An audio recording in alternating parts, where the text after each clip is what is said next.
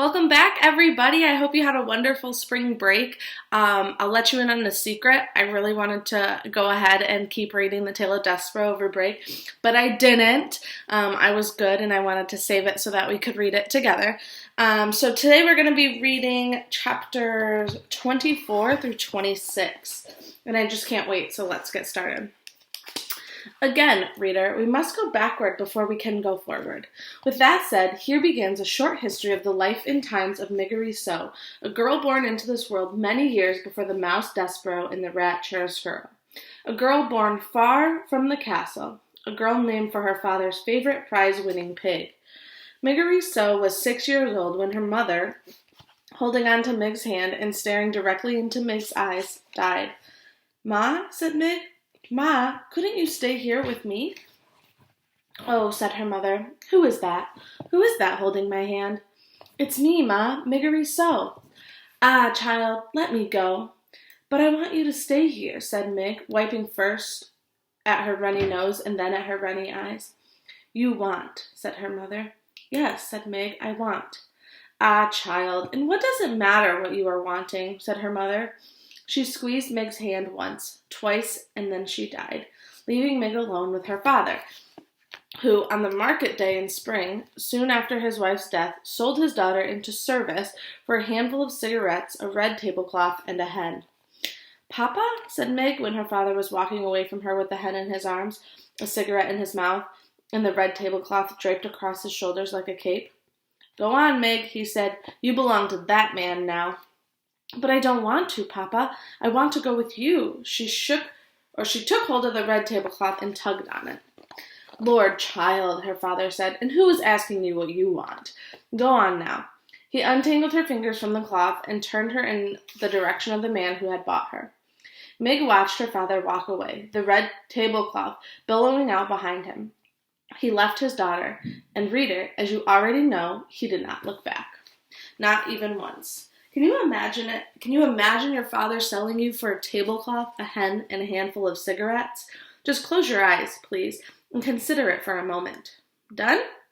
I hope that the hair on your back of your neck stood up as you thought about Mig's fate and how it would be if it were your own. Poor Mig, what will become of her? You must, frightened though you may be, read on and see for yourself. Reader, it is your duty.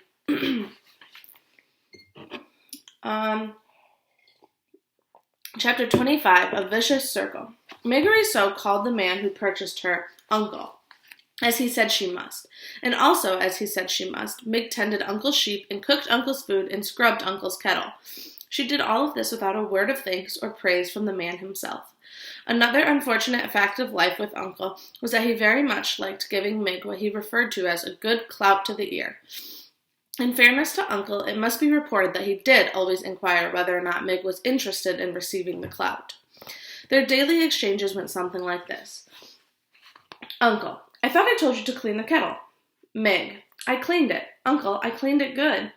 Uncle, ah, it's filthy. You'll have to be punished, won't ye? Mig, Gore, Uncle, I cleaned the kettle. Uncle, are ye saying that I'm a liar, girl? Mig, no, Uncle. Uncle, do ye want a good clout to the ear, then? Mig, no thank you, Uncle, I don't. Alas, Uncle seemed to be entirely unconcerned with what Mig wanted, as her mother and father had been. The discussed clout to the ear was always delivered, I am afraid, with a great deal of enthusiasm on the uncle's part, and received with absolutely no enthusiasm at all on the part of Mig. These clouts were alarmingly frequent, and Uncle was scrupulously fair in paying attention to both the right and the left side of Vaccaro. So it was that after a time, the young Mig's ears came to resemble not so much ears as pieces of cauliflower stuck to either side of her head, and they became about as useful as her pieces of cauliflower. And they became about as useful to her as pieces of cauliflower. That is to say that they all but ceased their functioning as ears. Words for Mig lost their sharp edges, and then they lost their edges altogether and became blurry, blankety things that she had a great deal of trouble making any sense out of at all. The less Mig heard, the less she understood. The less she understood, the more things she did wrong. And the more things she did wrong, the more clouts to the ear she received, and the less she heard. This is what is known as a vicious cycle, and Miguel was right in the center of it, which is not, reader, where anybody would want to be. But then, as you know, what Miguel wanted had never been much of a concern to anyone. Chapter 26, Royalty. When Mig turned 7 years old, there was no cake, no celebration, no singing, no present, no acknowledgement of her birthday at all, other than Mig saying, "Uncle, today I am 7 years old," and Uncle saying in return, "Did I ask ye how old you were today? Get out of my face before I give ye a hard clout to the ear." A few hours after receiving her birthday clout to the ear, Meg was out in a field with Uncle's sheep when she saw something glittering and glowing on the horizon. She thought for a moment that it was the sun.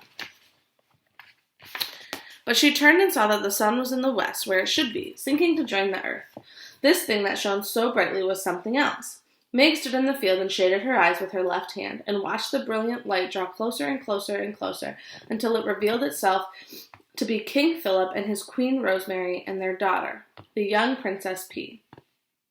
The royal family was surrounded by knights in shining armor and horses in shining armor, and atop each member of the royal family's head there was a golden crown, and they were all, the king and the queen and the princess, dressed in robes decorated with jewels and sequins that glittered and glowed and captured the light of the setting sun and reflected it back.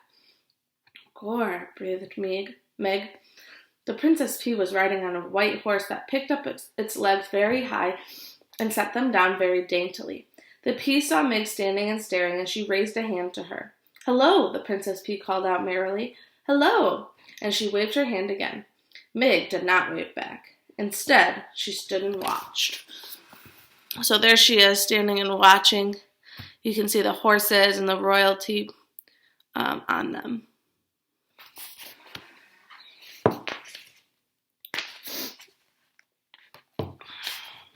Meg did not wave back. Instead, she stood and watched, open-mouthed, as the perfect, beautiful family passed her by.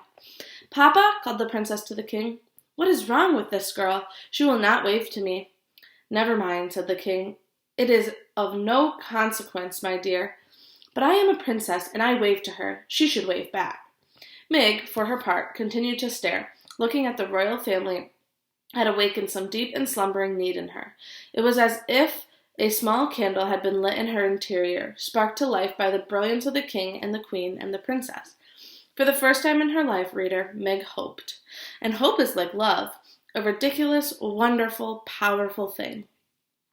Meg tried to name this strange emotion. She put a hand up to touch one of her aching ears, and she realized that the feeling she was experiencing, the hope blooming inside of her, felt exactly the opposite of a good clout. She smiled and took her hand away from her ear. She waved to the princess. "Today is my birthday," Meg called out, but the king and the queen and the princess were by now too far away from her. "Today," shouted Meg, "I am 7 years old." And that's it. So it was nice to learn about Maggie So today. Go ahead and click on that link next to the video so that you can go answer some questions. I'd love to hear what you are thinking, and hopefully you can join us at 1 o'clock for our Zoom meeting because I can't wait to see you. Bye.